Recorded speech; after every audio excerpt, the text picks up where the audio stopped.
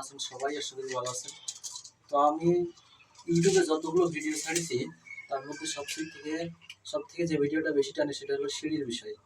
তো সিঁড়ির বিষয়ে সঠিক যদি জানতে চান ভিডিওটা কন্টিনিউ দেখতে থাকবেন এবং আমার চ্যানেল যদি নতুন হয়ে থাকেন অবশ্যই সাবস্ক্রাইব করে রাখবেন। এই যে A to Z সিঁড়ির কাজ আমি দুইটা ভিডিও বানাবো, একটা হলো শাটারিং রড বার্নিং আর একটা হলো ঢালাই। রড বার্নিং আর ঢালাই একটা দেবো আর শাটারিংটা একটা দেবো। তো সিঁড়ির সহজে যে সিঁড়ির রাইজারগুলো প্লেটগুলো যে অ্যাকুরেট মিল থাকে কিভাবে সেটা আপনাদের আমি দেখাবো, যে হাইট অনুযায়ী কতটুকু জায়গা নিলে সিঁড়িটা সঠিকভাবে হয়। তো দেখতে পাচ্ছেন যে আমাদের এখানে একটা সিঁড়ি সেন্টারিং করা হয়েছে। সামনে গিয়ে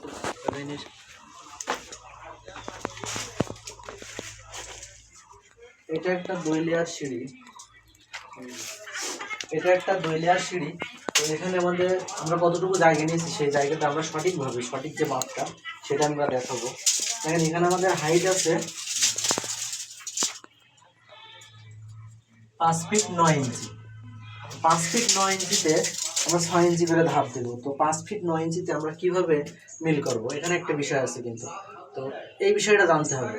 এখানে যেহেতু পরবর্তীতে একটা টয়লেট করার চিন্তা ভাবনা আছে বাড়ির মহাজনের, তো এখানে যে আমরা 3 ইঞ্চি যেটা একটা মানে অমিল আছে, তো এখানে আমরা এই 3 ইঞ্চিটা কীভাবে খাওয়াবো সেটাও আমাদের ভালো করে বলে দেবো, বুঝাই দেবো।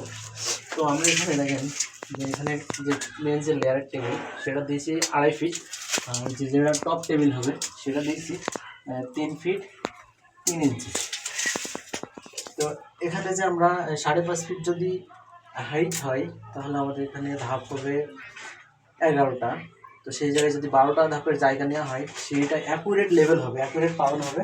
তো আমরা এখানে জায়গা নিয়েছি টোটালে 12টা ধাপের জায়গা নিয়েছি, 11টা ধাপের জায়গায় 12টা ধাপের জায়গা নিয়েছি। আর এই যে 3 ইঞ্চি যে জায়গাটা এখানে যে 3 ইঞ্চি বেশি আছে, এই বেশিটা আমাদের দেখাই দিচ্ছি কোন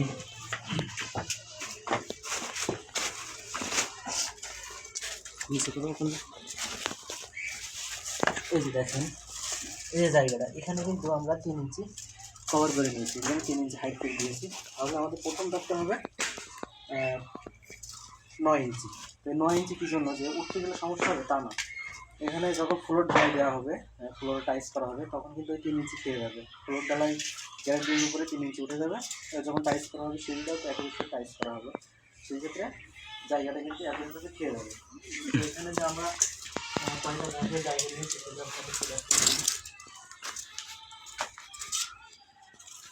এই যে 10 ফিট 120 ইঞ্চি। তো অনেকে মাপ নেন এইভাবে কিন্তু মাপ নিয়ে যাবেন। এইভাবে মাপ নিলে কিন্তু আপনার সিঁড়ি কখনো মেলবে না, সিঁড়ি কখনো ঠিক হবে না। এইভাবে কখনো মাপ নেওয়া যাবে না। আর যে সিঁড়ি যখন ধাপ মারবে তখন যে সিঁড়ির যে ওয়েট স্ল্যাব যেটা বলে, যেটা আমরা সাধারণত সিঁড়ির লেয়ার ঢালাই বলি, এটা সর্বনিম্ন 5 ইঞ্চি থাকতে হবে। 5 ইঞ্চি না থাকলে কি হবে, অনেক সময় কিন্তু সিঁড়ি যখন ওঠা হয় তখন কিন্তু সিঁড়ি কম্পন সৃষ্টি হয়।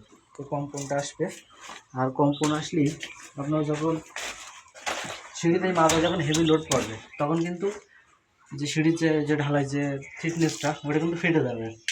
এই জন্য যে সিঁড়ির যে ওয়েট স্ল্যাব যেটা সেটা সর্বনিম্ন 5 ইঞ্চি ঢালাই দেবেন। যখন 5 ইঞ্চি ঢালাই দেবেন তখন কিন্তু এই যে হাইটটা এটা কখনো কাঁপবে না, আর না কাঁপার ফলে এটা সিঁড়িটা হেভি লোড নিতে সক্ষম হবে। তো আমার ভিডিওটি যদি ভালো লেগে থাকে অবশ্যই আমার চ্যানেলটা সাবস্ক্রাইব করে রাখবেন, আর নতুন নতুন অবশ্যই ভিডিও পাবেন, সাথেই থাকবেন। ধন্যবাদ।